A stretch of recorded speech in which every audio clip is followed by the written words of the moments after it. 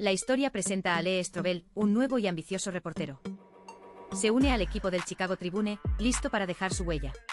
Años después, Lee es un periodista galardonado por su trabajo investigativo. Es ascendido a editor de asuntos legales, un reconocimiento a su éxito. En su discurso, Lee declara que el único camino a la verdad es a través de los hechos. Considera los hechos como un arma contra la superstición y la ignorancia. Dedica el premio a su maravillosa esposa, Leslie. Y también a su hija, Allison, a quien ama profundamente. La familia Strobel celebra el éxito de Lee en un restaurante. De repente la celebración se interrumpe cuando Allison comienza a ahogarse. Lee intenta ayudarla, pero el pánico se apodera de él. Una extraña interviene y realiza la maniobra de Heimlich. Con éxito, logra salvar la vida de Allison. La mujer, una enfermera llamada Alfie, dice que no fue suerte sino Jesús. Ella explica que sintió que Dios le dijo que debía estar en ese restaurante. Más tarde en casa, Allison le pregunta a su padre quién es Jesús. Lee le explica que son ateos y que no creen en Dios. Le dice que solo creen en lo que es real, lo que se puede ver y tocar. Leslie, sin embargo, está profundamente afectada por el incidente. Ella siente que lo que hizo Alfie fue más que una simple coincidencia. Lee descarta sus sentimientos insistiendo en que no significó nada. Él no puede aceptar que algo más allá de los hechos pudiera estar en juego. En el trabajo a Lee se le asigna un caso sobre un tiroteo policial. El caso involucra al oficial Koblinski y a un sospechoso llamado James Six. Mientras tanto, Leslie busca a Alfie, la mujer que salvó a su hija. No puede dejar de pensar en lo que sucedió y lo que Alfie dijo. Leslie le pregunta a Alfie cómo puede estar tan segura de su fe. Alfie invita a Leslie a la iglesia, donde el sermón resuena profundamente con ella. Esa noche Leslie le cuenta a Lee que fue a visitar a Alfie. Y le confiesa que fue a la iglesia con ella, para sorpresa de Lee. Ella describe haber sentido algo real, una conexión que no puede explicar. Con nerviosismo, le revela la verdad. Le dice a Lee que ha hablado con Jesús y lo ha aceptado en su vida. Lee está incrédulo y siente que le han lavado el cerebro. La acusa de cambiar y de abandonar las creencias que compartían. La discusión se intensifica, creando una profunda brecha entre ellos. Preocupado, Lee busca el consejo de su mentor, Ray. Ray le sugiere usar la lógica y los hechos para traer a Leslie de vuelta a la realidad. Lee habla con su colega creyente Kenny sobre su problema. Decide usar sus habilidades periodísticas para investigar el cristianismo y refutarlo.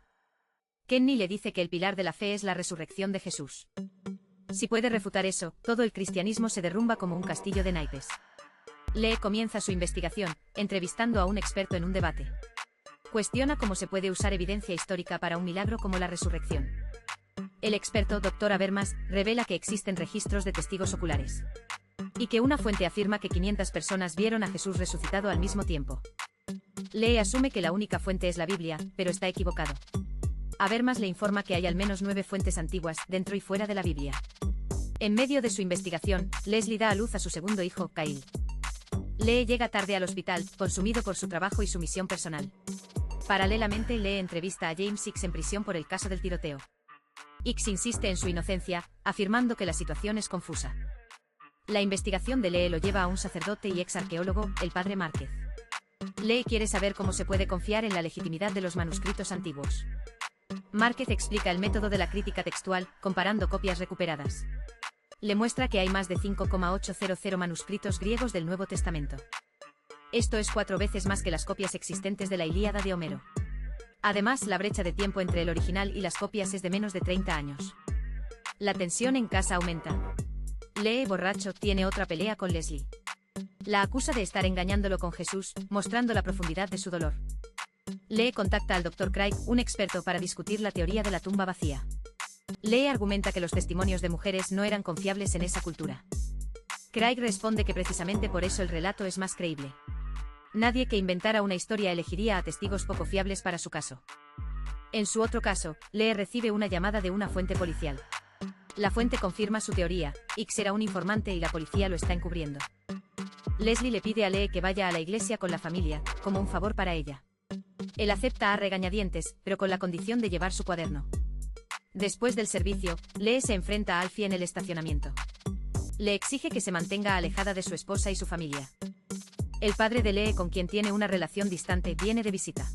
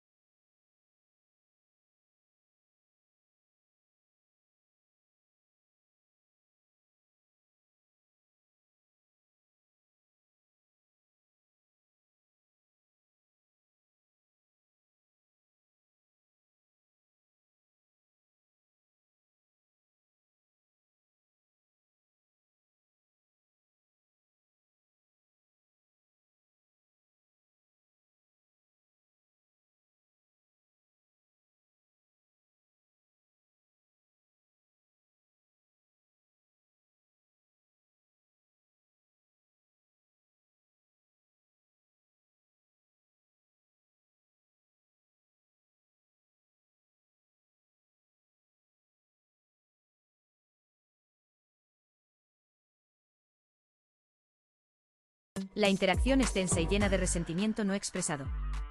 Gracias a la historia de Lee, James Hicks es sentenciado a 15 años de prisión. Leslie intenta conectar con Lee, diciéndole que su fe ha profundizado su amor por él. Pero Lee lo rechaza, diciendo que los sentimientos no son pruebas. Él le dice que no le gusta la persona en la que se está convirtiendo. Lee decide abordar el ángulo psicológico, la posibilidad de una alucinación masiva. Entrevista a la doctora Waters, una psicóloga, quien le explica que las alucinaciones son privadas.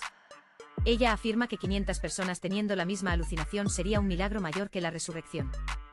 La doctora menciona la herida paterna, una característica común entre ateos famosos.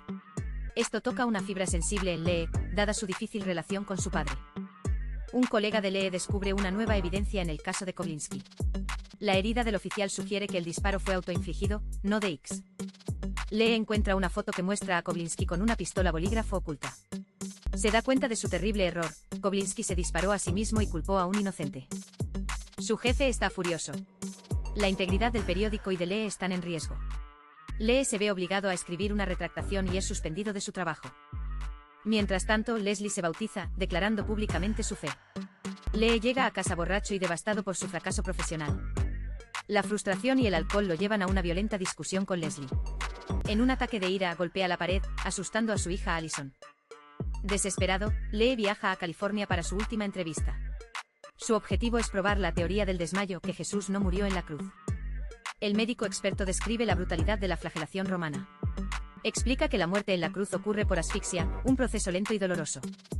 La prueba final de la muerte fue la lanza, que produjo sangre y agua. Esto es una clara indicación médica de un derrame pericárdico, confirmando la muerte. El médico le muestra un artículo del Journal of the American Medical Association. El artículo concluye que médicamente Jesús estaba muerto antes de la herida de la lanza. Lee recibe la noticia de que su padre ha sufrido un infarto y ha muerto. En la cartera de su padre encuentra un recorte de periódico de su primer trabajo. Se da cuenta de que su padre, a su manera, siempre estuvo orgulloso de él. Su mentor le hace ver que en el caso X no vio la verdad porque no quería verla. Kenny le dice que tanto creer como no creer en Dios requieren un paso de fe. Lo desafía a hacer su trabajo, seguir los hechos y escribir la historia, sin importar el resultado. Lee revisa todas sus notas, toda la evidencia que ha acumulado. El peso de la historia, la medicina y la psicología apunta en una dirección. Finalmente, abrumado por la evidencia, Lee se rinde. En la soledad de su oficina, susurra: «Está bien, Dios. Tú ganas». Va a casa y encuentra a Leslie, listo para confesarle todo. Le admite que toda su investigación fue un intento de refutar su fe. Pero le dice que no pudo hacerlo, que la evidencia de su fe es abrumadora. Reconoce que el amor incondicional de ella le mostró que Dios tampoco se había rendido con él.